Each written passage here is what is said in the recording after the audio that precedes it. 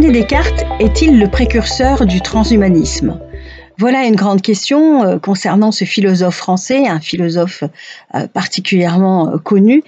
qui a surtout séduit par sa méthode et qui a surtout, dans un de ses ouvrages, Les Méditations métaphysiques, amené la question du sujet, un sujet qui pense, je pense donc je suis. Et c'est à partir de ce constat que finalement la conscience s'est redéfinie, car avant lui, la conscience, notamment dans l'Antiquité grecque, était associée à la notion de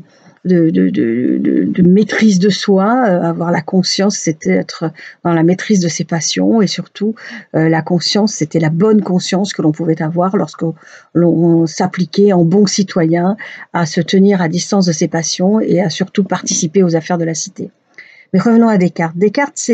on peut s'interroger, est-ce qu'il est précurseur du transhumanisme, surtout lorsque l'on apprend, ou en tout cas lorsque on découvre, lorsque dès janvier 1630, il rédige son traité L'Homme,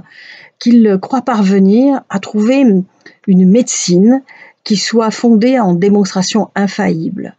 Il écrit une lettre à Mersenne afin d'évoquer la question avec lui, parce que déjà, dès le discours de la méthode, il avait suggéré qu'il existait une médecine, ou en tout cas, il envisageait la médecine comme étant une discipline qui pouvait aller jusqu'à nous exempter de l'affaiblissement de la vieillesse. Ce qui voulait dire que finalement, l'homme pouvait, d'une certaine façon, devenir, si la médecine le lui permettait, immortel. Alors c'est intéressant de s'interroger sur la question, pourquoi pouvait-il en arriver à de telles conclusions? Tout simplement parce que pour René Descartes, l'homme allait par ses connaissances non seulement se rendre maître et possesseur de la nature, mais surtout c'était celui qui, à l'aide de la technique, allait pouvoir en quelque sorte reconsidérer la totalité du champ d'observation et de connaissance qui allait être le sien. Je rappelle que dans les années 1600, on a commencé à exploiter, ou en tout cas explorer le ciel, puisque on a la possibilité avec la lunette d'observer les astres, en tout cas de voir un peu plus loin que ce qu'on pouvait le voir à l'œil nu. On a aussi le microscope qui fait son apparition avec la possibilité d'accéder à du plus petit, ce qui fait que le champ d'observation pour les scientifiques s'élargit entre une sorte d'infiniment grand relatif, bien entendu, et un infiniment petit relatif aussi à l'usage du microscope. Tout ceci pour dire que finalement Descartes est enthousiaste parce qu'il se rend compte que le champ d'investigation s'est élargi, parce que les instruments permettent d'observer là où l'œil ne pouvait pas le faire auparavant. À partir de ces techniques, tout simplement, il se dit, bien, les instruments, la technique accompagne la médecine à tel point qu'elle va devenir si performante, il a cet espoir en tout cas, qu'elle va pouvoir rendre l'homme immortel, car pour lui, si on ne vieillit plus, eh bien, on n'est pas non plus assujetti à la mort, enfin une mort naturelle en tout cas. Alors, bien évidemment,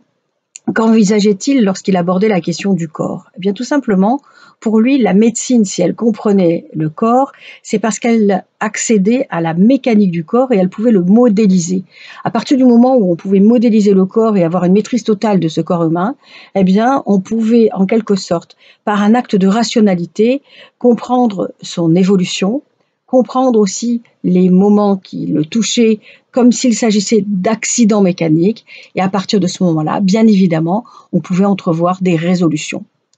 En soi, véritablement, Descartes nous propose ici une pensée complètement moderne qui consisterait à dire que la médecine, si elle comprend la mécanique du corps, pourrait en quelque sorte presque le transformer au point que progressivement, il pourrait ne plus mourir de vieillesse, c'est-à-dire qu'à l'usage, le corps ne mourrait plus de sa propre usure.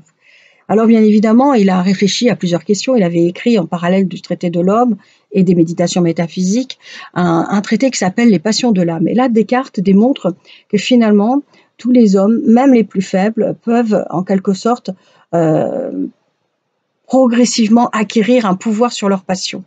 Et la maîtrise des passions, pour lui, c'était une façon de pouvoir, à un moment donné, envisager, ou en tout cas permettre de comprendre que la mécanique du corps pouvait être physiologiquement comprise, et surtout que l'âme, en maîtrisant les passions du corps, c'est-à-dire cette mécanique, pourrait en quelque sorte aussi maîtriser ses affects.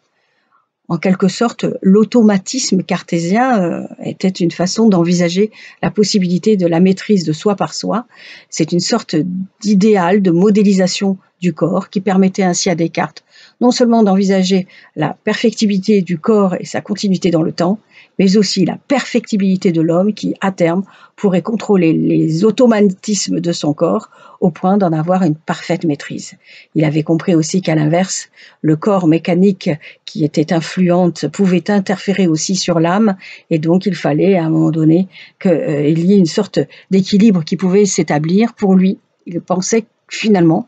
à une question qui était essentielle, comment l'âme pourrait être comme un pilote en son navire, c'est-à-dire comment l'âme pourrait à terme avoir le contrôle parfait de la mécanique du corps. Mais ce qui était intéressant à développer et à réfléchir, c'est cette question du transhumanisme. Est-ce que Descartes,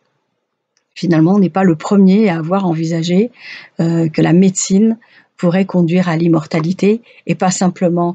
conduire à guérir ou soulager les souffrances des hommes.